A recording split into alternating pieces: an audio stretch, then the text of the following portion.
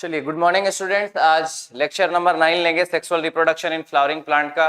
और इसके पहले हम लोग लास्ट क्लास में पॉलिनेशन टॉपिक क्लियर किए थे। अभी पॉलिनेशन पूरा खत्म नहीं हुआ है, पॉलिनेशन को अभी बहुत सारा टॉपिक उसमें बचा हुआ है, उसको आज फिनिश करेंगे। पॉलिनेशन आज एनसीईआरटी का रीडिंग करेंगे पॉलिनेशन से पहले तक, और कुछ क्वेश्चन भी करेंगे, कुछ पीवाईक्यू लेकर के आए हैं उसको करेंगे, कुछ असर्शन रीजन करेंगे, और उसके बाद ये आज का लेक्चर का यही हमारा टारगेट रहेगा। एनसीईआरटी रीडिंग, कुछ पीवाईक्यू करेंगे और पॉलिनेशन को फिनिश करेंगे आज। ठीक है, चलो स्टार्ट करते हैं। और स्टार्ट करने से पहले एक बार आप लोग लास्ट क्लास का कॉपी को ओपन कीजिए, नोटबुक ओपन करके एक बार रिकैप कीजिए कि पॉलिनेशन के बारे में हम क्या बताए। हम लास्ट क्लास में पॉलिनेशन के बारे में जो भी बताए, कितना तरह का पॉलिनेशन है, वो सब एक बार रिकैप कीजिए कॉपी खोल करके। उसके बाद हम शुरू करते हैं।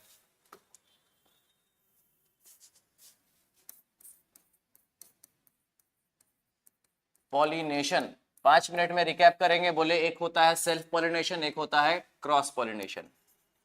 सेल्फ पॉलिनेशन, एक बोले सेल्फ पॉलिनेशन, एक बोले क्रॉस पॉलिनेशन। ठीक है, ये रिवाइज करवा रहे हैं इसीलिए हम थोड़ा फास्ट बोलेंगे इसमें। एक बोले सेल्फ पॉलिनेशन, एक बोले क्रॉस पॉलिनेशन। सेल्फ पॉलिनेशन में हम दो तरह का बताए, एक बताए ऑटोगेमी, ऑटोगेमी, और दूसरा बताए जिटनोगेमी, जिटनोगेमी, और इधर वाले को क्या बोल देते हैं, जीनोगेमी। ठीक है, ये बात क्लियर है सबको? क्या बात की है? पॉलिनेशन कितना तरह का बोले? फर्स्ट पॉलिनेशन बोले सेल्फ पॉलिनेशन, दूसरा पॉलिनेशन क्या बोले, क्रॉस पॉलिनेशन। ये लाइव नहीं हुआ, एक मिनट। दूसरा नंबर क्या बोले, क्रॉस पॉलिनेशन। तो यहाँ पे सेल्फ पॉलिनेशन में फर्स्ट नंबर टाइप क्या बताए, ऑटोगेमी, और सेकंड क्या बताए, जिटनोगेमी। और क्रॉस पॉलिनेशन को क्या बोलते हैं, जीनोगेमी। लास्ट क्लास में हम लोग डायग्राम से भी देखे थे कि ऑटोगेमी क्या होता है, जीनोगेमी क्या होता है और जिटनोगेमी क्या होता है। आज हम लोग को उसी के बारे में लिखना है। ठीक है, अगर डायग्राम के थ्रू बनाना चाहे तो मान लो ऑटोगेमी को अगर कोई समझना चाहते हैं, ऑटोगेमी में मान लो ये एंथर हो गया और ये फीमेल पार्ट है। दैट इज, अगर मानो यहाँ से पोलन ग्रेन रिलीज होकर यहाँ पे जा रहा है, तो इस तरह के पॉलिनेशन को क्या बोलते हैं, इसको हम लोग बोलते हैं ऑटोगेमी। ऑटोगेमी में क्या हो रहा है कि फ्लावर भी सेम, प्लांट भी सेम, और इसी का पोलन ग्रेन इसी के स्टिग्मा पे जा रहा है। That is autogamy. क्या बोल देंगे इसको, ऑटोगेमी। ठीक है, सेकंड नंबर है हमारे पास जिटनोगेमी। अब जिटनोगेमी मानो यहाँ पे प्लांट बाइसेक्सुअल है बट फ्लावर यूनिसेक्सुअल है। यहाँ पे फ्लावर बाइसेक्सुअल है। ये कौन सा फ्लावर है, it is bisexual flower, bisexual, it is bisexual flower. अब यहाँ पे जिटनोगेमी में क्या होगा, यहाँ लिख देते हैं ऑटोगेमी, ऑटोगेमी, ऑटो कि एक स्लाइड में अगर समझना हो सर ऑटोगेमी, जिटनोगेमी और जीनोगेमी क्या है, तो वही समझा रहे हैं। अगर मान लो यहाँ पे ये मेल पार्ट और इधर यहाँ पे बना देते हैं फीमेल पार्ट। ठीक है, अब यहाँ से एंथर से पोलन ग्रेन रिलीज होकर के यहाँ पे जाएगा इसके स्टिग्मा पे। तो इस तरह के पॉलिनेशन को क्या बोलेंगे, इस पॉलिनेशन को हम लोग बोलेंगे जिटनोगेमी। क्या बोलेंगे, जिटनोगेमी, जहां पे प्लांट यूनिसेक्सुअल है बट फ्लावर यूनिसेक्सुअल है बट प्लांट यहाँ पे बाइसेक्सुअल है। तो यहाँ पे लिखेंगे plant bisexual, plant bisexual. Flower कैसा है, फ्लावर यूनिसेक्सुअल, फ्लावर यूनिसेक्सुअल है। और इस पॉलिनेशन को क्या नाम देते हैं, इस पॉलिनेशन को हम लोग जिटनोगेमी बोलते हैं, जिटनोगेमी। ओके, इस पॉलिनेशन को हम लोग जिटनोगेमी बोले। और थर्ड पॉलिनेशन था हमारे पास जीनोगेमी। यहाँ पे ये जिटनोगेमी है, ये ऑटोगेमी है, और जीनोगेमी देखो क्या होता है। जीनोगेमी मानो एक प्लांट यहाँ पे, एक प्लांट यहाँ पे, इस प्लांट में यहाँ पे ये मान लेते हैं ये मेल पार्ट है, और ये इधर बना देते हैं फीमेल पार्ट यहाँ पे। ठीक है, यहाँ पे ये पिस्टिल बना दिए, और यहाँ से पोलन रिलीज हुआ, यहाँ से पोलन रिलीज होकर के यहाँ पे इसके स्टिग्मा पे आया। तो देखो प्लांट भी ये अलग प्लांट है, ये अलग प्लांट है। इस पॉलिनेशन को हम लोग क्या नाम देते हैं, इसको हम लोग बोलते हैं जीनोगेमी, जहाँ पे प्लांट भी अलग होगा, फ्लावर भी अलग होगा, मतलब अलग अलग प्लांट के अलग अलग फ्लावर में। That is xenogamy. इसको हम लोग क्रॉस पॉलिनेशन से रिप्रेजेंट करते हैं, जीनोगेमी। ठीक है, आज हम लोग को पढ़ना है, लास्ट क्लास में हम लोग ऑटोगेमी के बारे में पढ़े थे कि ऑटोगेमी का अगर कहीं फ्लावर में ऑटोगेमी हो रहा है तो उसका कंडीशन क्या है, ऑटोगेमी होने का कंडीशन क्या है, तो वो सब कंडीशन हम लोग लिखे थे। आज हम लोग जिटनोगेमी का कंडीशन लिखेंगे और जीनोगेमी का कंडीशन लिखेंगे। ठीक है, और उसके पहले थोड़ा सा बात करेंगे टाइप ऑफ फ्लावर, कि फ्लावर दो तरह का बताए थे, क्लिस्टोगैमस फ्लावर एंड चास्मोगैमस फ्लावर, उसको पहले कंप्लीट करेंगे। ठीक है, चलो ये अगर किसी को लिखना है तो ये लिख लो कि अगर डायरेक्ट समझना है सर ऑटोगेमी क्या होता है, जिटनोगेमी क्या होता है और जीनोगेमी क्या होता है, तो इस स्लाइड से आपको क्लियर हो सकता है कि ऑटोगेमी का मतलब कि एक ही प्लांट है और उसी के फ्लावर के बीच में यहाँ पे ट्रांसफर हो रहा है पॉलन ग्रेन का। यहाँ पे बोले कि प्लांट तो एक है बट फ्लावर अलग अलग है, देखो यहाँ पे ये अलग फ्लावर, ये अलग फ्लावर, यहाँ से पॉलन ग्रेन इसके स्टिग्मा पे आया। यहाँ पे क्या बताए, यहाँ पे बताया कि प्लांट भी अलग और फ्लावर भी अलग। यहाँ पे देखो ये प्लांट अलग है, ये प्लांट अलग है और दोनों फ्लावर के बीच में हो रहा है यहाँ पे, तो इस पॉलिनेशन को क्या बोले, इसको हम लोग जीनोगैमी बोले। ठीक है, चलो अब बात करें, ये लिख लिए होंगे आप लोग, तो आगे हम लोग बात करते हैं। नेक्स्ट हमारे पास है टाइप ऑफ पॉलिनेशन। तो ये तो बता दिए थे कि यहां से यहां हुआ तो ये ऑटोगैमी हो गया, ये जिटनोगैमी हो गया और ये हो गया जीनोगैमी। ठीक है, यहां लिख भी देते हैं autogamy, geitonogamy, geitonogamy and xenogamy, xenogamy. Okay, चलो आगे बात करें। अब नेक्स्ट टॉपिक है, हेडिंग लगाइएगा टाइप ऑफ फ्लावर, हेडिंग लगा दीजिए टाइप ऑफ फ्लावर। फ्लावर के बारे में बात करें तो फ्लावर जो है दो तरह का होता है, एक फ्लावर है चास्मोगैमस फ्लावर और एक फ्लावर होता है क्लिस्टोगैमस फ्लावर। एक फ्लावर को क्या बोले, चास्मोगैमस फ्लावर, और एक फ्लावर को बोले क्लिस्टोगैमस फ्लावर। तो सर चास्मोगैमस फ्लावर क्या होता है, एक ऐसा फ्लावर, देखो फ्लावर यहाँ पे जो प्रेजेंट है ये पूरा ओपन फ्लावर है, फ्लावर का पेटल्स पूरा एक्सपोज्ड है, एंथर बाहर निकला हुआ है, स्टिग्मा बाहर निकला हुआ है, तो इस तरह के फ्लावर को क्या बोलते हैं, इस टाइप के फ्लावर को हम लोग बोलते हैं चास्मोगैमस फ्लावर। जो कंप्लीटली ओपन होगा उस फ्लावर का नाम हम लोग देते हैं चास्मोगैमस फ्लावर। तो लिखिएगा open flower, open flower with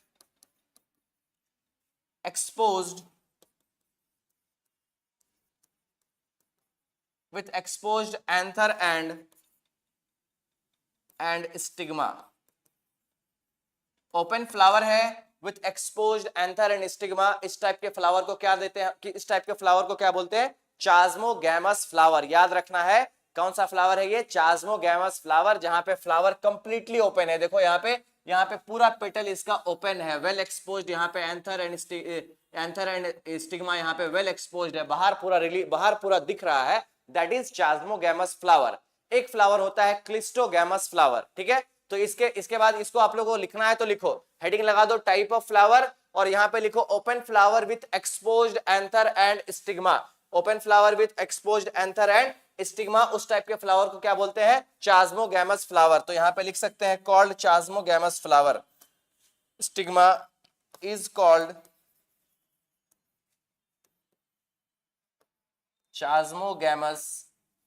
चास्मोगैमस flower. ठीक है, चलो आगे बात करते हैं। अब नेक्स्ट हमारे पास आएगा क्लिस्टोगैमस फ्लावर। देखो ये चास्मोगैमस फ्लावर और ये क्लिस्टोगैमस फ्लावर, यहाँ पे ध्यान से देखना आप लोग, ये जो फ्लावर है ये फ्लावर पूरा ओपन है, यहाँ पे इसका एंथर और स्टिग्मा वेल एक्सपोज्ड है, आसानी से दिख सकता है, दैट इज चास्मोगैमस फ्लावर। जो पूरा तरह से ओपन हो उसको क्या बोले, चास्मोगैमस फ्लावर। नेक्स्ट हमारे पास है क्लिस्टोगैमस फ्लावर, कि क्लिस्टोगैमस फ्लावर क्या होता है, एक ऐसा फ्लावर जो पूरा क्लोज हो। देखो यहाँ पे ध्यान से, ये जो फ्लावर है पूरा बंद है, ये फ्लावर पूरा बंद है, यहाँ पे देखो ये भी फ्लावर पूरा तरह से बंद है और यहाँ पे भी फ्लावर प्रेजेंट है, ये भी पूरा तरह से बंद है। ठीक है, तो इस तरह के फ्लावर को हम लोग क्या बोले, इसको हम लोग बोले क्लिस्टोगैमस फ्लावर। क्या नाम दिए, क्लिस्टोगैमस फ्लावर।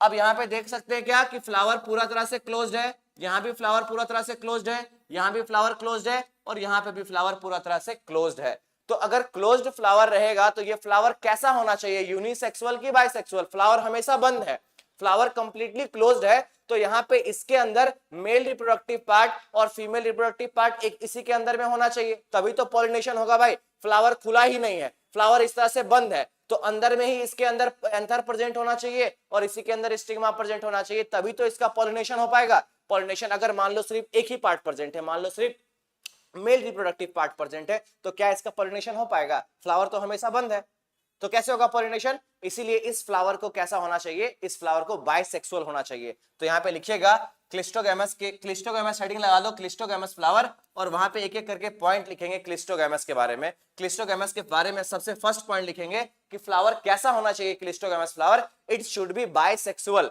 तो लिखिएगा first point, it should be bisexual. क्यों होना चाहिए? क्योंकि अगर मान लो क्लोज फ्लावर है तो अंदर में ही दोनों पार्ट रहेगा तभी तो पॉलिनेशन हो पाएगा। अगर मान लो सिर्फ एक ही पार्ट प्रेजेंट है तो पॉलिनेशन कैसे होगा? फ्लावर तो क्लोज है ना, बाहर से अगर पॉलन ग्रेन आएगा भी तो कैसे इंटर करेगा? इंटर नहीं कर पाएगा। इसीलिए इस टाइप के फ्लावर को कैसा होना चाहिए? It should be bisexual. लिखिएगा it should be bisexual.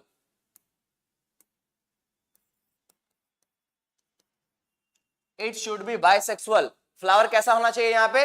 Bisexual. उसके बाद दूसरा पॉइंट क्या लिख सकते हैं कि यहाँ पे पॉलिनेटर का रिक्वायरमेंट नहीं है। यहाँ पे रिक्वायरमेंट है क्या? क्योंकि इसी फ्लावर के अंदर में मेल रिप्रोडक्टिव पार्ट और फीमेल रिप्रोडक्टिव पार्ट अंदर में ही प्रेजेंट है, जिसके कारण पॉलिनेटर का रिक्वायरमेंट नहीं है, क्योंकि पॉलिनेशन अंदर ही अंदर हो जाएगा, बाहर से किसी का जरूरत ही नहीं है। तो सेकंड पॉइंट लिखेंगे, नो पॉलिनेटर्स आर रिक्वायर्ड। नो pollinators are required।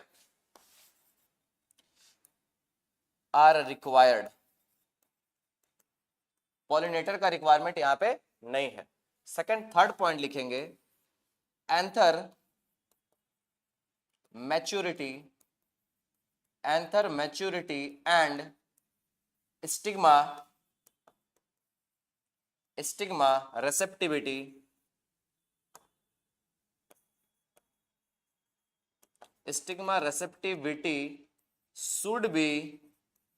should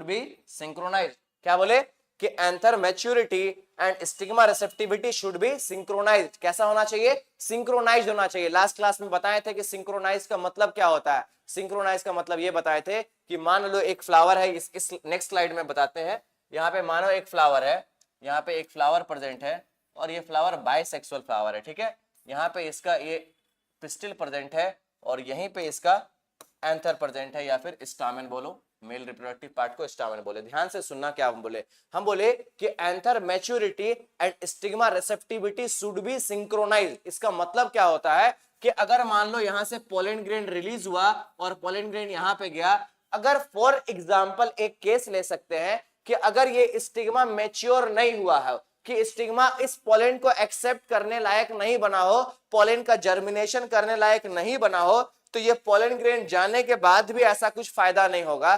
तो इसीलिए पोलन ग्रेन का मैच्योरिटी और स्टिग्मा का रेसेप्टिविटी के रिसीव करने लायक बन जाए और ये पोलन ग्रेन एक ही समय पे मैच्योर हो जाए, मतलब कि ये स्टिग्मा और ये पोलन ग्रेन जो रिलीज होगा, दोनों का जो मैच्योरिटी होना चाहिए वो एक समय में होना चाहिए, सिंक्रोनाइज होना चाहिए। That is stigma receptivity and pollen maturity should be synchronize, तभी जाके यहाँ पे पोलिनेशन हो पाएगा। अगर वैसा नहीं हुआ, मान लो कि ये स्टिग्मा मान लो फॉर एग्जांपल अभी वेल डेवलप नहीं है, सही पूरे तरीके से वेल डेवलप नहीं है पोलन का जर्मिनेशन करने के लिए, और यहाँ पे पोलन डेवलप कर चुका है, मतलब पोलन मैच्योर कर चुका है, तो यहां से पोलन रिलीज होने का भी कोई फायदा होगा क्या? ये स्टिग्मा तो उसको रिसीव तो किया बट जर्मिनेट नहीं कर पा रहा है, सही तरीके से अभी डेवलप ही नहीं हुआ है, अभी इसको टाइम लगेगा डेवलप होने में। लेकिन अगर एक और केस क्या हो सकता है कि स्टिग्मा मैच्योर हो गया हो और पोलन मैच्योर नहीं है, तो ये भी, इसमें भी कोई फायदा नहीं हो पाएगा, पॉलिनेशन ही नहीं हो पाएगा सही से, पोलन तो रिलीज हुआ बट सही से वहां पे डेवलपमेंट नहीं हो पाएगा। इसीलिए क्या बोलते हैं, बाइसेक्सुअल फ्लावर में हमेशा क्या होना चाहिए, stigma and pollen should be synchronise, मतलब मैच्योरिटी दोनों का कैसा होना चाहिए, एक समय में होना चाहिए। अलग अलग समय में होगा ना तो सही से डेवलपमेंट नहीं हो पाएगा, पोलन जर्मिनेशन नहीं हो पाएगा। समझ में बात आ गया? तो stigma maturity and pollen maturity should be synchronise. चलो यही पॉइंट समझाना था, यहाँ पे लिख दिए हैं कि anther maturity and stigma receptivity should be synchronize. कैसा होना चाहिए, सिंक्रोनाइज होना चाहिए, एक समय में होना चाहिए। अलग अलग समय होगा तो सही से डेवलपमेंट नहीं हो पाएगा, कि अगर मान लो पोलन ग्रेन गया भी तो पोलन जर्मिनेट ही नहीं हो पाएगा, पोलन ट्यूब ही नहीं बन पाएगा। इसीलिए बोलते हैं एंथर मैच्योरिटी एंड स्टिग्मा रेसेप्टिविटी कैसा होना चाहिए, इट शुड बी सिंक्रोनाइज्ड। ठीक है, आगे बात करते हैं। नेक्स्ट हम लोग क्या बात कर सकते हैं यहाँ पे, कि यहाँ पे एक पॉइंट लिखे कि यहाँ पे पॉलिनेटर का रिक्वायरमेंट नहीं है, कि नो पॉलिनेटर्स आर रिक्वायर्ड, और फिर क्या बोले, it should be bisexual, flower कैसा होना चाहिए, बाइसेक्सुअल। एक और क्या बात कर सकते हैं, इसी में एक और कंडीशन लिख सकते हैं कि इसके अंदर जो फ्लावर के अंदर जो मेल पार्ट है और फीमेल पार्ट को क्लोज होना पड़ेगा, अगर दूर दूर होगा ना तो यहां पे भी पॉलिनेशन होने में प्रॉब्लम होगा। तो यहां पे फोर्थ पॉइंट लिखेगा कि स्टामेन एंड स्टामेन नहीं एंथर लिख लो या फिर स्टामेन ही रहने दो, stamen and pistil should be close enough, pistil should be close enough,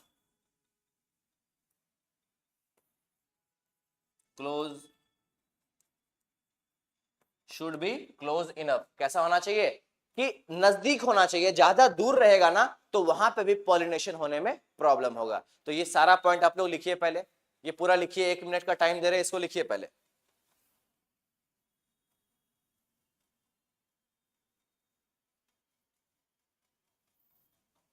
अच्छा, एक सवाल मेरा है कि अगर कोई फ्लावर क्लिस्टोगैमस फ्लावर है तो वहां पे कौन सा पॉलिनेशन होगा, ऑटोगेमी होगा या जिटनोगैमी होगा या जीनोगैमी होगा? चलिए बताइए, पॉलिनेशन किस टाइप का होगा यहाँ पे? अगर फ्लावर क्लिस्टोगैमस है, फ्लावर क्लोज्ड है, तो यहाँ पे पॉलिनेशन कैसा होगा, ऑटोगेमी, जिटनोगैमी या जीनोगैमी? चलो हम कमेंट देख रहे हैं, आंसर कीजिए। ऑटोगेमी होना चाहिए, जिटनोगैमी होना चाहिए या जीनोगैमी होना चाहिए? आंसर कीजिए, हम कमेंट देख रहे हैं आप लोग का, आप लोग इधर थम्स अप कीजिए। चलो आगे बात करें, क्या होना चाहिए कि अगर कोई फ्लावर क्लोज है तो वहां पे हमेशा ऑटोगेमी ही होगा। तो यहां पे एक और बात लिख सकते हैं कि ओनली ऑटोगेमी यहां पे अकर होगा। तो यहां पे 5th नंबर में लिख दो कि only autogamy will occur. 5 number में यहां लिख रहे हैं only autogamy will occur, only autogamy will occur. यहां पे सिर्फ क्या होगा, ऑटोगेमी ही होगा। कैसे फ्लावर में? क्लोज्ड फ्लावर में। क्लिस्टोगैमस फ्लावर में हमेशा क्या होना चाहिए, क्लिस्टोगैमस फ्लावर में हमेशा ऑटोगेमी ही होगा, क्योंकि फ्लावर कैसा है, क्लोज्ड है, बाहर से तो पॉलिन ग्रेन नहीं आ सकता है, तो इसीलिए इसके अंदर क्या चलेगा, ऑटोगेमी चलेगा। चलो इस चीज को लिख लिए। अब नेक्स्ट टॉपिक पे आते हैं।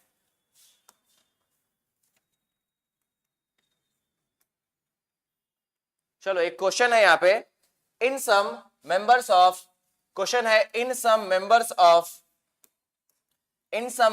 Of which of the following pairs of the families pollen grain retain their viability for month after release, कि रिलीज होने के बाद पोलन ग्रेन कितने मंथ तक या कितने दिन तक वायबिलिटी को मेंटेन करके रख सकता है? तो इसका आंसर क्या होना चाहिए, ये क्लास में हम पढ़ाए हैं, शायद ये क्वेश्चन लास्ट क्लास में भी कराया हुआ है, तो आप लोग को आंसर करना पड़ेगा। यहाँ पे आंसर क्या होना चाहिए, फर्स्ट ऑप्शन लिखा प्लस प्लेसमेंट, सेकंड ऑप्शन लिखा लेगुमिनेसी, फिर लिखा पोएसी, सोलेनेसी, थर्ड ऑप्शन लिखा Rosaceae and Leguminosae, fourth option लिखा पोएसी एंड रोजेसी। तो यहाँ पे हमको बताना है कि इस जितना भी फैमिली का ऑप्शन दिया है इसमें से कौन सा फैमिली जो है वो अपने पोलन के वायबिलिटी को 1 महीने तक मेंटेन करके रख सकता है। और ये क्वेश्चन कब पूछा गया था, ये क्वेश्चन पूछा गया था नीट 2021 में। तो ये आप लोग को पता होना चाहिए कि कौन सा फैमिली है जहां पे पोलन का जो वायबिलिटी होता है अप्रॉक्स 1 मंथ तक होता है। तो वहां पे सोलेनेसी, रोजेसी एंड लेगुमिनेसी, ये 3 जो फैमिली है इनका जो वायबिलिटी पीरियड है अप्रोक्सीमेटली 1 मंथ का होता है। तो इसमें से देख लो आंसर कौन सा है, रोजेसी एंड लेगुमिनेसी। तो ऑप्शन तो नंबर यहाँ पे सी चला जाएगा, ठीक है। चलो आगे बात करते हैं। नेक्स्ट क्वेश्चन है, the term used for transfer of pollen grain, term used for transfer of pollen grain from anther to stigma of different plant, anther to stigma of different plant which during pollination bring genetically different type of pollen grain to stigma। वैसे तो अगर बोलिएगा तो ये हमें बताए नहीं है, बट आपको आ जाना चाहिए। यहाँ पे बोल रहा है कि bring genetically different plant, bring during pollination bring genetically different type of pollen, कि अलग तरह का pollen किस पॉलिनेशन में आएगा, जेनेटिकली अलग होना चाहिए, कि अलग क्रोमोसोम टाइप का होना चाहिए। तो यहाँ पे कौन सा हो जाएगा, जैसे कि जीनोगेमी में क्या बताए थे कि मान लो एक मेल प्लांट एक फीमेल प्लांट, यहां से पोलन ग्रेन गया इस फीमेल प्लांट के बीच में, तो दोनों के बीच में जेनेटिकली डिफरेंस तो है ना, जेनेटिकली डिफरेंस है ना, इसका जीनोटाइप कुछ अलग है, इसके अंदर डीएनए का कुछ अलग कंस्टिट्यूएंट है, अलग इंफॉर्मेशन है, यहाँ पे डीएनए में कुछ अलग इंफॉर्मेशन है, जिसके कारण यहाँ पे जो पोलन ग्रेन है उसको बोल रहे हैं जेनेटिकली डिफरेंट है। तो यहाँ पे आंसर क्या होना चाहिए, आंसर होना चाहिए option number D, that is xenogamy. कब पूछा गया है, नीट 21 का क्वेश्चन है ये, ठीक है। आगे बात करते हैं। नेक्स्ट हमारे पास टॉपिक हो गया जिटनोगैमी, कि सर जिटनोगैमी क्या होता है। तो जिटनोगैमी तो अभी हम लोग जस्ट बनाए थे डायग्राम। जिटनोगैमी में देखो क्या बोल सकते हैं, ये एक प्लांट है और इस प्लांट में ये मेल पार्ट और इस प्लांट में ये इसका फीमेल पार्ट। तो जिटनोगैमी इसी को बोलते हैं जहां पे प्लांट सेम हो, फ्लावर अलग अलग हो। तो लिखेंगे जिटनोगैमी, ये डायग्राम बनाने के बाद लिखिएगा transfer of pollen grain, transfer of pollen grain from anther to stigma, transfer of pollen grain from anther to stigma of different flower of same plant। Plant कैसा होना चाहिए, सेम होना चाहिए, ऑफ सेम प्लांट। चलो इसको लिखो, क्या लिखे, transfer of pollen grain from anther to stigma of different flower of same plant. तो इस तरह के पॉलिनेशन को क्या बोलते हैं, it is called geitonogamy. This type of pollination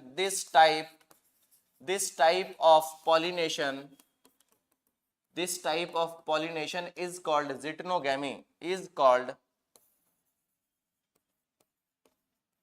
जिटनोगैमी।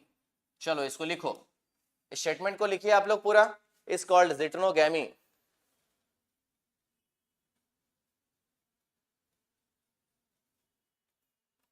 हो गया। चलो आगे बात करें, क्या बोलते हैं इसको हम लोग, जिटनोगैमी बोलते हैं।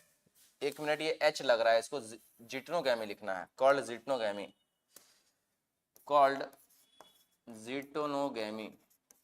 ठीक है।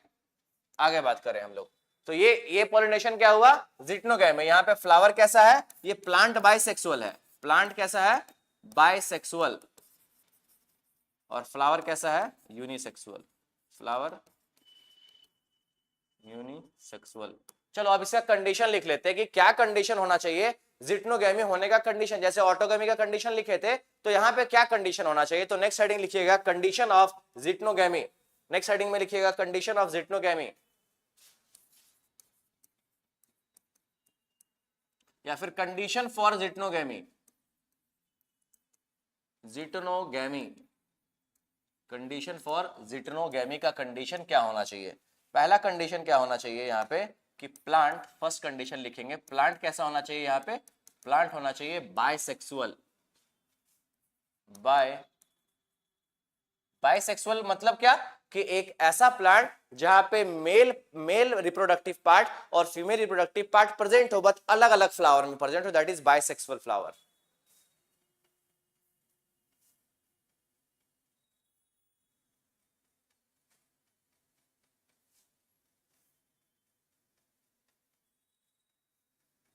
एक मिनट, चलो ठीक है, क्या बोले, बाइसेक्सुअल फ्लावर इसका होना चाहिए। सेकंड नंबर क्या कंडीशन लिख सकते हैं कि यहाँ पे, एक मिनट, पॉलिनेटर यहाँ पे रिक्वायर्ड है, पॉलिनेटर्स आर रिक्वायर्ड।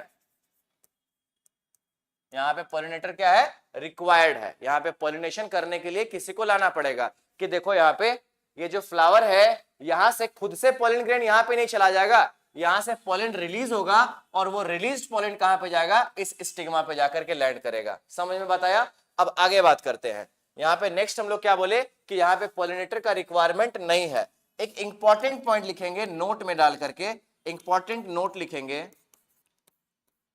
लिखिएगा इन जिटनोगैमी, या फिर ऐसा लिख सकते हैं जिटनोगैमी is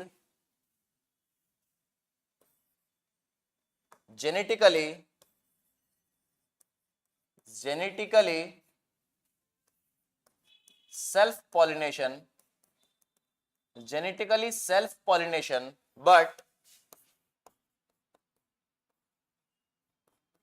but functionally it is cross-pollination. Functionally important point है ये, it is cross-pollination. Functionally it is cross-pollination. Functionally कैसा होना चाहिए, functionally it is cross pollination है, ठीक है। बोले कि geitonogamy is genetically self pollination but functionally it is cross pollination. Functionally कैसा होना चाहिए? It should be cross pollination. तो ये जो पॉइंट है ये एग्जाम में पूछा हुआ लाइन है कि जिटनोगैमी में स्टेटमेंट को समझना है कि बोल रहा है जेनेटिकली ये सेल्फ पॉलिनेशन है।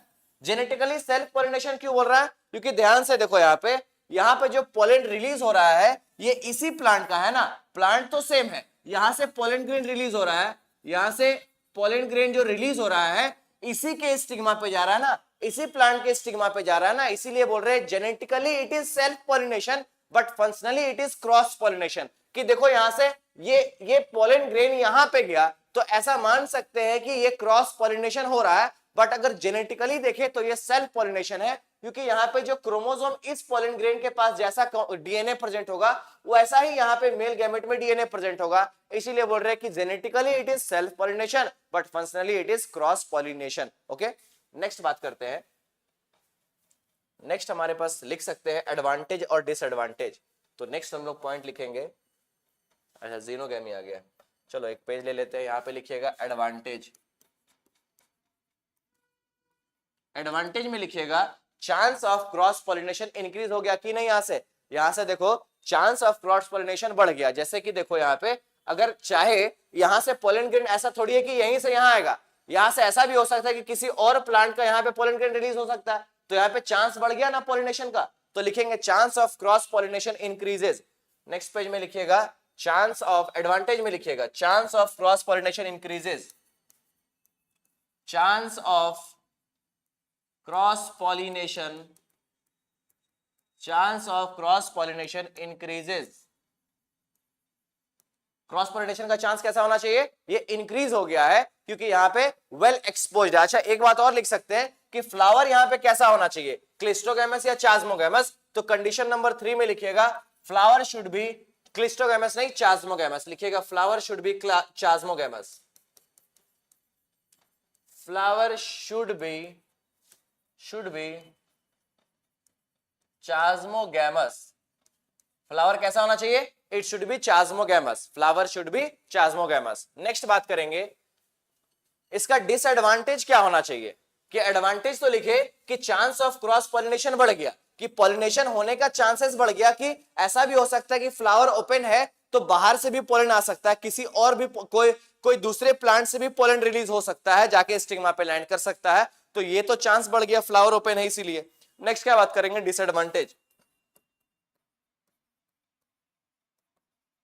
डिसएडवांटेज क्या होगा कि यहाँ पे जो है ना variation same to same autogamy जैसा आ रहा है। मतलब वेरिएशन क्या लिखे थे ऑटोगेमी में? Less variation. तो यहाँ पे भी क्या वेरिएशन आएगा? क्योंकि देखो ध्यान से सुनो कि प्लांट तो एक ही है और वहीं से पोलन ग्रेन रिलीज होकर स्टिग्मा पे जा रहा है उसी के प्लांट में, तो यहाँ पे भी तो वेरिएशन नहीं आ रहा है। जिस तरह का डीएनए पोलन ग्रेन के पास है, जैसा जेनेटिक मटेरियल पोलन ग्रेन के पास है, वैसा ही जेनेटिक मटेरियल तो उसी के स्टिग्मा के अंदर जो एग सेल प्रेजेंट है वहां पे भी तो वैसा ही प्रेजेंट है ना ओवरी के अंदर में।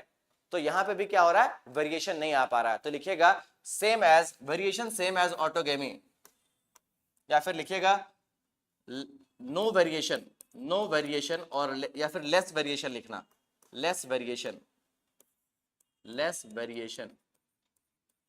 वेरिएशन यहां पे लेस होगा, क्योंकि वेरिएशन लेस क्यों होगा?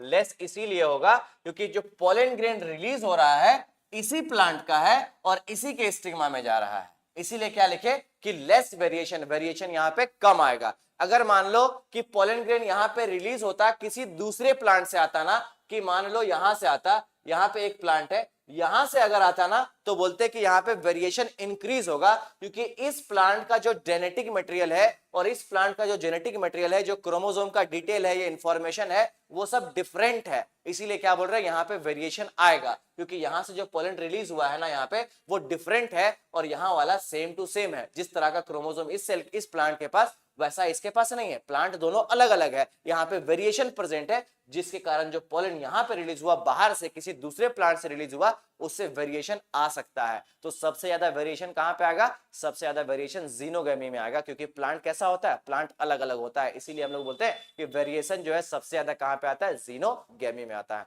तो नेक्स्ट हमारा टॉपिक भी है जीनोगैमी, ठीक है। आगे ये सब आप लोग लिख लिए होंगे, तो हम लोग इसको आगे कंटिन्यू करते हैं। ये कंडीशन लिख लेना क्या लिखे फर्स्ट नंबर कंडीशन जिटनोगेमी का, प्लांट कैसा होना चाहिए, plant should be bisexual, bisexual plant होना चाहिए। सेकंड क्या बोले, कंडीशन नंबर की पॉलिनेटर यहाँ पे रिक्वायर्ड है, यहाँ पे किसका रिक्वायरमेंट है, पॉलिनेटर का यहाँ पे रिक्वायरमेंट है। फिर क्या बोले, फ्लावर कैसा होना चाहिए, फ्लावर यहाँ पे चास्मोगैमस होना चाहिए, मतलब flower should be open, flower कैसा होना चाहिए, यहाँ पे ओपन फ्लावर होना चाहिए। नेक्स्ट क्या बात किए कि जिटनोगेमी कैसा है, इज जेनेटिकली सेल्फ पॉलिनेशन, ये जेनेटिकली सेल्फ पॉलिनेशन है, बट फंक्शनली कैसा है, functionally it is cross pollination, ये याद रखना ये बात को आपको। नेक्स्ट हम लोग क्या बात करेंगे, एडवांटेज क्या था कि चांस ऑफ क्रॉस पॉलिनेशन यहाँ पे बढ़ गया है, लेकिन डिसएडवांटेज यही है कि यहाँ पे वेरिएशन नहीं आ रहा है, यहाँ पे वेरिएशन जो है सो नहीं आ पा रहा है। इसीलिए लिखे कि यहाँ पे एडवांटेज तो है कि पॉलिनेशन का क्रॉस पॉलिनेशन का चांस बढ़ चुका है, क्योंकि फ्लावर कैसा है, फ्लावर ओपन है, लेकिन यहाँ पे डिसएडवांटेज यही है कि यहाँ पे लेस वेरिएशन है, वेरिएशन यहाँ पे नहीं आ पा रहा है। नेक्स्ट टॉपिक है हमारे पास जीनोगेमी, तो जीनोगेमी का डायग्राम बना देते हैं।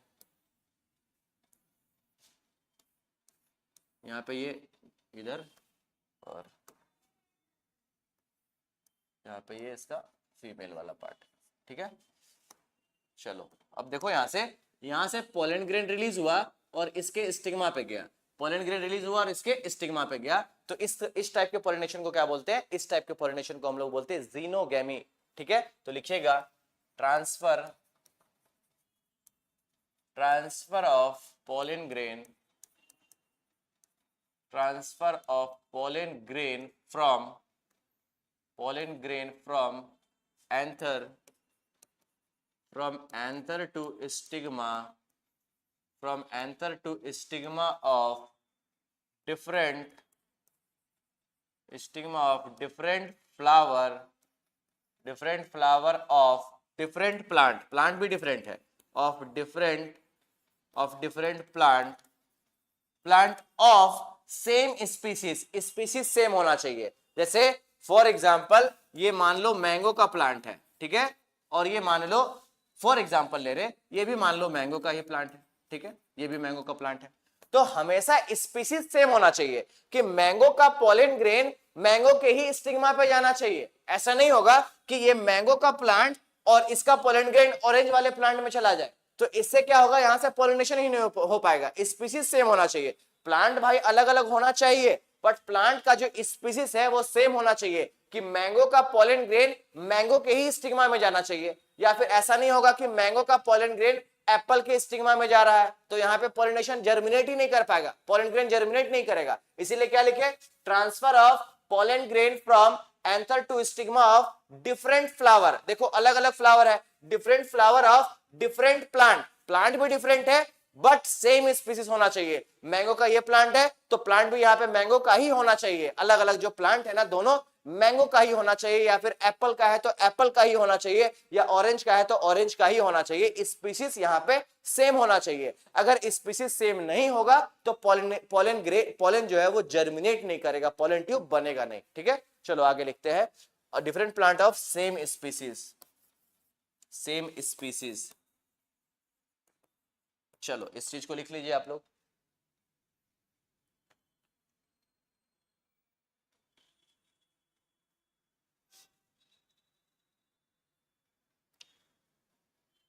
आगे बढ़े, नेक्स्ट हम लोग लिखेंगे condition of xenogamy.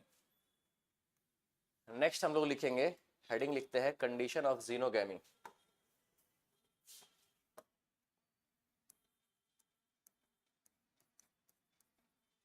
Condition for xenogamy, condition for xenogamy कि जीनोगेमी का क्या कंडीशन होना चाहिए। तो कंडीशन नंबर फर्स्ट लिखेंगे, फ्लावर कैसा होना चाहिए, यहाँ पे फ्लावर शुड बी यूनिसेक्सुअल, दूसरा कंडीशन क्या है, पॉलिनेटर का यहाँ पे रिक्वायरमेंट है, पॉलिनेटर्स आर रिक्वायर्ड, पॉलिनेटर को यहाँ पे रिक्वायरमेंट है। तीसरा नंबर लिखेंगे, फ्लावर शुड बी क्लिस्टोगैमस या चास्मोगैमस, फ्लावर होना चाहिए यहाँ पे चास्मोगैमस, तो लिखेंगे फ्लावर शुड बी चास्मोगैमस। चास्मोगैमस का मतलब ओपन फ्लावर, फ्लावर यहाँ पे कैसा होना चाहिए, ओपन होना चाहिए, पॉलिनेटर यहाँ पे रिक्वायर्ड है। उसके बाद सबसे मोस्ट इंपॉर्टेंट पॉइंट यहाँ पे लिखेंगे कि इन जीनोगैमी, या फिर ऐसा, हाँ, in xenogamy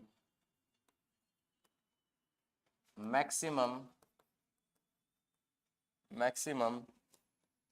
variation is found.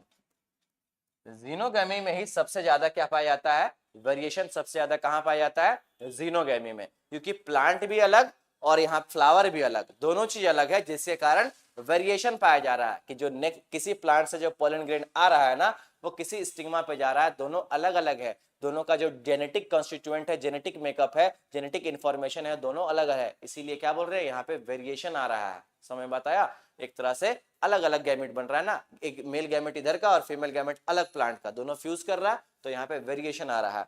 क्या बोले, in xenogamy maximum variation is found. ये सबसे ज्यादा इंपॉर्टेंट पॉइंट है जीनोगैमी के बारे में। आपसे पूछा जा सकता है कि किस पॉलिनेशन में सबसे ज्यादा वेरिएशन पाया जाता है, तो आपको आंसर करना है इन जीनोगैमी, कि जीनोगैमी में सबसे ज्यादा क्या पाया जाता है, वेरिएशन पाया जा रहा है। तो इसको आप लोग लिखिए पहले।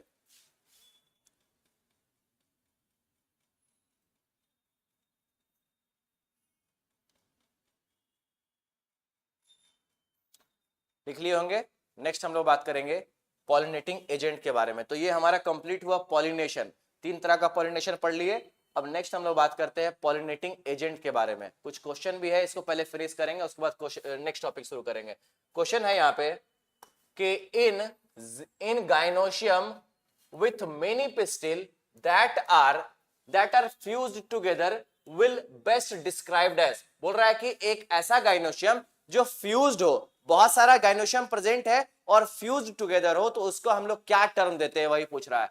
फर्स्ट ऑप्शन बोला monocarpellary apocarpous, second option multicarpellary syncarpous, multicarpellary synandrous, फिर बोला मोनोकार्पलरी एपोकार्पस। तो आपको याद होना चाहिए, हम क्लास में बताए हैं कि एक ऐसा गाइनोशियम जो फ्यूज्ड हो, ज्यादा हो, तो उसको मल्टीकार्पलरी बोलते हैं, एक से ज्यादा हो, 2 से ज्यादा हो, उसको हम लोग मल्टीकार्पलरी ओवरी बोलते हैं। जहां पे गाइनोशियम जो है, जहां पे पिस्टिल है या फिर ओवरी जो है वो ज्यादा प्रेजेंट है, ज्यादा मात्रा में प्रेजेंट है, 2 है, 3 है, 4 है, तो उसको बोलते हैं मल्टीकार्पलरी। और मल्टीकार्पलरी तो है, बट ऐसा भी हो सकता है फ्यूज्ड, कि एक दूसरे में चिपका हो, और ऐसा भी हो सकता है फ्री। तो जो फ्यूज होता है उसको बोलते हैं सिनकार्पस, और जो फ्री होता है उसको बोलते हैं एपोकार्पस। तो देख लो यहाँ पे ऑप्शन कौन सा होगा। अगर यहां बोला है कि विथ मेनी पिस्टिल, पिस्टिल कितना है, पिस्टिल जहां ज्यादा, दैट इज मल्टीकार्पलरी। जहां पे पिस्टिल एक से ज्यादा हो जाए, 2 से ज्यादा हो, तो उसको हम लोग मल्टीकार्पलरी बोलते हैं। और उसके बाद बोल रहा है फ्यूज्ड, और मल्टीकार्पलरी तो है बट साथ में फ्यूज्ड है, दोनों एक दूसरे से चिपका हुआ है, दैट इज सिनकार्पस। उसको क्या बोलेंगे, सिनकार्पस। तो यहां पे लिखिएगा मल्टीकार्पलरी एंड सिनकार्पस। ऑप्शन किसमें है, ऑप्शन नंबर 2 हो जाएगा, कि मल्टीकार्पलरी तो है बट कैसा है, सिनकार्पस, मतलब फ्यूज्ड। यहां लिख दे रहे क्या, फ्यूज्ड पिस्टिल, यहां पे लिख दो फ्यूज्ड। और एपोकार्पस का मतलब होता है फ्री, एपोकार्पस का मतलब होता है फ्री, और सिनकार्पस का मतलब होता है फ्यूज्ड। आगे बात करें, नेक्स्ट टॉपिक है हमारे, नेक्स्ट क्वेश्चन है इन angiosperm the mature female gametophyte is represented by. कि एंजियोस्पर्म में मैच्योर फीमेल गैमेटोफाइट को रिप्रेजेंट कैसे करते हैं, लास्ट क्लास का ये क्वेश्चन है। इज रिप्रेजेंटेड बाय क्या है, एम्ब्रायोसैक होना चाहिए, कि फीमेल गैमेटोफाइट का दूसरा नाम क्या होगा, एम्ब्रायोसैक। जैसे क्या बनाए थे लास्ट क्लास में, ये डायग्राम बनाए थे, ऊपर में 3 एंटीपोडल सेल, बीच में 2 सिनर्गिड, एक एग सेल, और बीच में 2 पोलर न्यूक्लियाई। इसको बोल दिया एंटीपोडल सेल, इसको बोल दिया सिनर्गिड सेल, इसको बोल दिया एग सेल। तो इसका नाम क्या है, इसका नाम है फीमेल गैमेटोफाइट, गैमेटोफाइट और एम्ब्रायोसैक, एम्ब्रायोसैक। तो ये दोनों नाम इसी का है, फीमेल गैमेटोफाइट बोलो या फिर एम्ब्रायोसैक बोलो, दोनों बात एक ही है। तो क्वेश्चन क्या पूछा था, क्वेश्चन पूछ रहा है कि इन angiosperm the mature female gametophyte is represented by. तो आंसर क्या होना चाहिए, नोसलस नहीं होगा, मेगास्पोर नहीं, एमएमसी नहीं, होना चाहिए यहाँ पे एम्ब्रायोसैक। नेक्स्ट है हमारे पास a typical angiosperm embryo sac at maturity is. Same question, कि अगर एक एम्ब्रायोसैक मैच्योर है तो वहां पे कितना सेल प्रेजेंट है, वो हम लोग को लास्ट क्लास में ये हम बात किए थे, शुरुआत में ही बताए थे। देखो ऊपर में 3 सेल है, 1 सेल, 2 सेल, 3 सेल, नीचे में भी 3 cell, 1 cell, 2 cell, 3 cell, 6 cell हो गया। बीच में ये जो बीच में ये सेल है, ये एक 7 सेल हो गया। टोटल कितना सेल हुआ, टोटल 7 सेल हुआ और न्यूक्लियस कितना हुआ, सो देखो इसके अंदर एक न्यूक्लियस, इसके अंदर एक न्यूक्लियस, इसके अंदर एक न्यूक्लियस, 3 न्यूक्लियस हुआ, यहाँ पे 1 2 3, 3 3 6 और यहाँ पे बीच में 2 न्यूक्लियस, कितना न्यूक्लियस हो गया, 8 न्यूक्लियस हो गया। लेकिन सेल कितना हुआ, सेल यहाँ पे 7 ही है, 3 सेल ऊपर 3 सेल नीचे और बीच में एक cell, that is central cell. तो टोटल सेल कितना हुआ, सेल 7 हुआ, न्यूक्लियस कितना हुआ, न्यूक्लियस 8 हुआ। ठीक है, चलो अब क्वेश्चन को बनाते हैं। क्वेश्चन के एग्जाम में पूछा हुआ है, 2021 का क्वेश्चन है। क्वेश्चन है a typical angiosperm embryo sac at maturity is, कि मैच्योर अगर एक एम्ब्रायो सैक है तो उसके अंदर सेल कितना प्रेजेंट है। तो यहाँ पे फर्स्ट नंबर क्या लिखे हैं, फर्स्ट ऑप्शन है 7 nucleate and 8 cell, 7 nucleate and 8 cell. तो 7 न्यूक्लिएट थोड़ी होगा भाई, 7 सेल्ड 8 न्यूक्लिएट होना चाहिए। 7 सेल्ड ऑप्शन कहां पे है, 7 सेल्ड 7 सेल्ड और 8 न्यूक्लिएट, तो ऑप्शन नंबर 4 हो जाएगा यहाँ पे। ठीक है, 8 न्यूक्लिएट एंड 7 सेल। तो याद रखना है कि एक एम्ब्रायो सैक में सेल कितना होता है, न्यूक्लियस कितना होता है, सेल वहां पे 7 होता है और न्यूक्लियस वहां पे 8 होता है। 3 सेल ऊपर 3 सेल नीचे और बीच का एक सेल सेंट्रल सेल, जो सबसे लार्जेस्ट सेल है उसको बोले सेंट्रल सेल। तो सेल हो गया टोटल 7 और न्यूक्लियस हो गया टोटल 8। ठीक है, आगे बढ़ते हैं।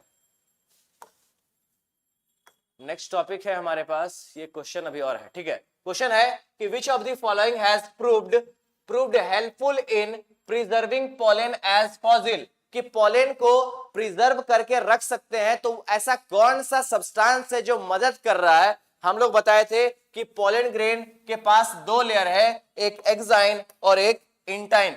मान लो ये एक्साइन है, ये इंटाइन है और ये इसका एक्साइन है। ठीक है, ये एक्साइन है तो इसको बोल दिए एक्साइन, एक्साइन, और अंदर वाले लेयर को बोल दिए इंटाइन, इंटाइन। एक्साइन के बारे में बताए थे, ये बना किससे होता है, it is made up of sporopollenin, sporopollenin से बना है, स्पोरोपोलिनिन से बना है। और इंटाइन किससे बना है, सेल्यूलोज से बना है। इंटाइन किससे बना है, सेल्यूलोज प्लस पैक्टिन भी लिख सकते हो, पैक्टिन, सेल्यूलोज प्लस पैक्टिन से बना है ये इंटाइन वाला लेयर। ये जो स्पोरोपोलिनिन है इसके बारे में लिखवाए थे, it is one of the most resistant organic material. जो स्पोरोपोलिनिन है ये बहुत ज्यादा रेसिस्टेंट ऑर्गेनिक मटेरियल होता है, ये टेम्परेचर रेसिस्टेंट होता है, ये पीएच रेसिस्टेंट होता है, जिसके कारण स्पोरोपोलिनिन को कोई भी एंजाइम डिग्रेड नहीं कर सकता है। और पोलन ग्रेन को हम लोग लंबे समय तक इसीलिए रख सकते हैं क्योंकि पोलन ग्रेन का जो बाहर वाला लेयर होता है एक्साइन, ये बना होता है स्पोरोपोलिनिन से, और जिसको कोई भी एंजाइम डिग्रेड नहीं कर सकता है, जिसके कारण पोलन ग्रेन को प्रिजर्व करके रखा जा सकता है एज अ फॉसिल। कि अगर स्टडी, जैसे मान लो बहुत पुराना कोई प्लांट है, बहुत पुराना कोई एल्गी जिम्नोस्पर्म है, वहां से कोई पोलन ग्रेन रिलीज हुआ है, तो वहां पे जो पोलन ग्रेन रिलीज हुआ है उसको प्रिजर्व करके रखा जा सकता है लॉन्ग टाइम तक। या फिर एंजियोस्पर्म का कोई प्लांट है, उसको बहुत समय तक प्रिजर्व करके रखा जा सकता है, क्योंकि किस चीज से बना है उसका बाहर वाला लेयर, उसका बाहर वाला लेयर बना होता है स्पोरोपोलिनिन से। ठीक है, आगे बात करते हैं। तो क्वेश्चन क्या था हमारा, क्वेश्चन पढ़ लेते हैं कि which of the following has proved helpful in preserving pollen as a fossil, कि पोलन को फॉसिल के तरह जो रख सकते हैं, तो कौन सा लेयर हेल्पफुल है, कौन सा मटेरियल मदद कर रहा है पोलन को फॉसिल के तरह रखने में। तो आंसर क्या होना चाहिए, आंसर यहां पे होना चाहिए इसका, फर्स्ट नंबर दिया पोलन कीट तो नहीं होगा, सेलुलोजिक इंटाइन भी नहीं होगा, ऑयल कंटेंट भी नहीं होगा, और फोर्थ नंबर में लिखा है स्पोरोपोलिनिन। देखो ये भी क्वेश्चन कब पूछा गया है, ये वाला भी क्वेश्चन नीट 2018 में पूछा गया है। ठीक है, आगे बात करते हैं। क्वेश्चन है एक असर्शन एंड रीजन है, ध्यान से सुनिएगा, क्वेश्चन बहुत अच्छा है। ये क्वेश्चन में देखिएगा असर्शन में क्या बोला है कि pollen exine is extremely hard and can survive hard environmental condition. क्या बोल रहा है कि जो पोलन का जो एक्साइन है वो हार्ड है और वो सरवाइव कर सकता है एक्सट्रीमली हार्ड हार्श कंडीशन को सरवाइव करके रह सकता है। ये बात तो सही बोल रहा है, असर्शन क्या है, सही है कि pollen exine is extremely hard, तो ये तो एक्सट्रीमली हार्ड होता है, and can survive hard environmental condition, hard environmental condition को भी सर्वाइव कर ले रहा है। स्टेटमेंट तो सही बोल रहा है, असर्शन सही है। अब रीजन देखते क्या लिखा हुआ, रीजन में है कि pollen exine is made of sporopollenin, कि पोलन का जो एक्साइन है वो किससे बना है, स्पोरोपोलिनिन से बना है, which is resistant to the high temperature high temperature and strong acid and alkali. तो स्टेटमेंट भी सही ही है, बोल रहा है कि पोलन का एग्जाइन एक्सट्रीमली हार्ड है, सरवाइव कर सकता है इन्वायरमेंटल कंडीशन में, क्योंकि रीजन लगाना है यहाँ पे।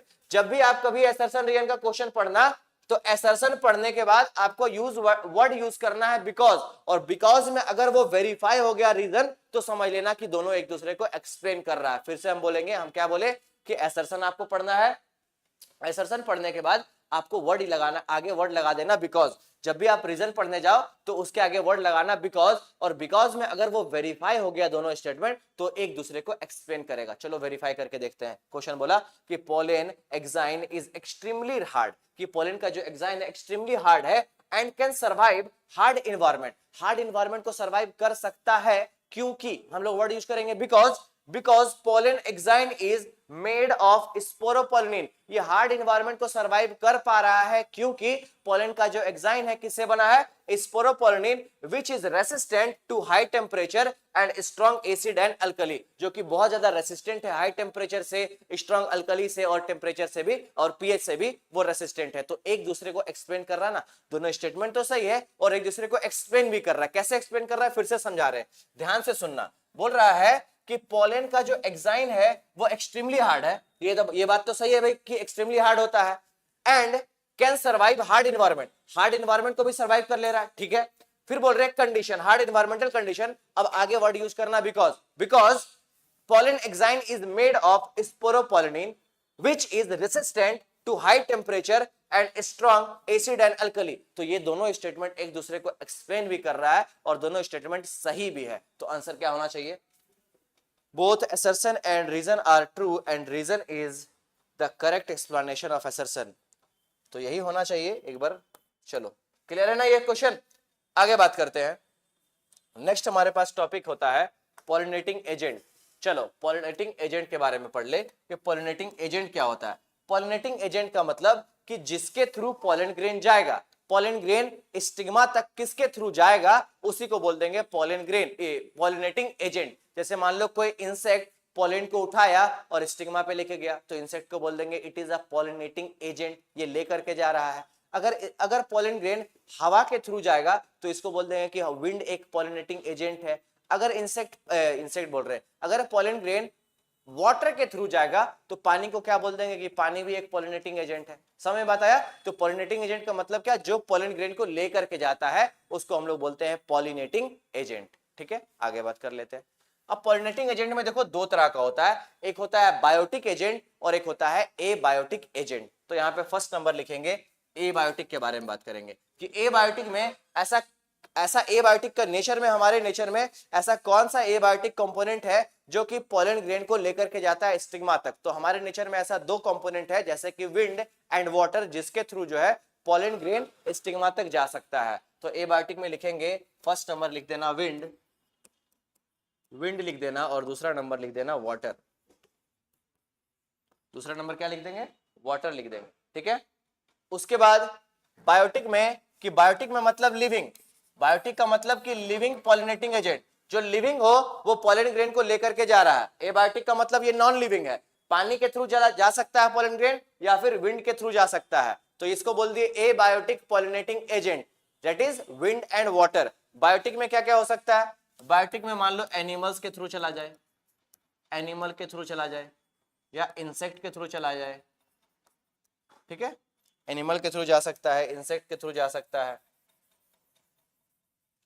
तो ये सब एंट के थ्रू भी जा सकता है, एंट लिख लो, एंट के थ्रू चला जाए, या फिर फोर्थ नंबर में लिख लो हनी बी के थ्रू चला जाए, हनी बी के थ्रू चला जाए। तो इसको क्या बोलेंगे हम लोग, बायोटिक पॉलिनेटिंग एजेंट। अब हम लोग नेक्स्ट क्या बात करते हैं, अच्छा नेक्स्ट हम लोग बात करेंगे एबायोटिक के बारे में बात कर लेते हैं। ठीक है, हेडिंग लगा देना abiotic pollinating agent, abiotic pollinating agent, abiotic pollinating agent. तो एबायोटिक पॉलिनेटिंग एजेंट में कितना बताएं, दो बताएं, एक बताएं विंड और दूसरा बताएं वाटर। फर्स्ट नंबर शुरू करेंगे विंड से।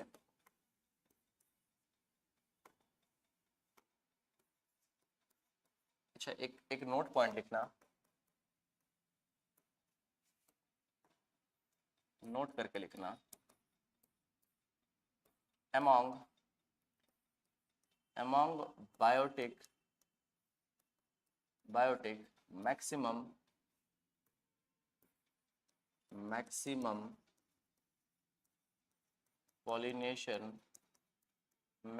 pollination occur by honey bee कि बायोटिक पॉलिनेटिंग एजेंट में सबसे ज्यादा पॉलिनेशन किसके द्वारा किया जाता है? सबसे ज्यादा पॉलिनेशन किया जाता है हनी बी के द्वारा। ठीक है, इसके आगे हम लोग नेक्स्ट क्लास में कंटिन्यू करेंगे और आप लोग रिवाइज करके आना। ठीक है, क्लास में अगर कुछ प्रॉब्लम लग रहा है, कुछ समझ में नहीं आ रहा है, तो आप लोग रिस्पॉन्स आप लोग ऐप में हम लोग से ऐप में बात कीजिए, ऐप में पूछिए कि क्या दिक्कत हो रहा है, क्या टॉपिक समझ में नहीं आ रहा है। ठीक है, कमेंट के थ्रू भी आप लोग बता सकते हैं कि आपको क्या समझ में नहीं आ रहा है, कहीं कुछ दिक्कत है, कुछ टॉपिक समझ में नहीं आया, या सर कुछ ही क्वेश्चन को फिर से बताएं या फिर और क्वेश्चन करवाएं, जो आपका रिक्वायरमेंट है वो आप मैसेज करो। ठीक है, वो सब हम लोग फुलफिल करेंगे। चलो स्टार्ट करते हैं, नेक्स्ट क्लास में अब आएंगे।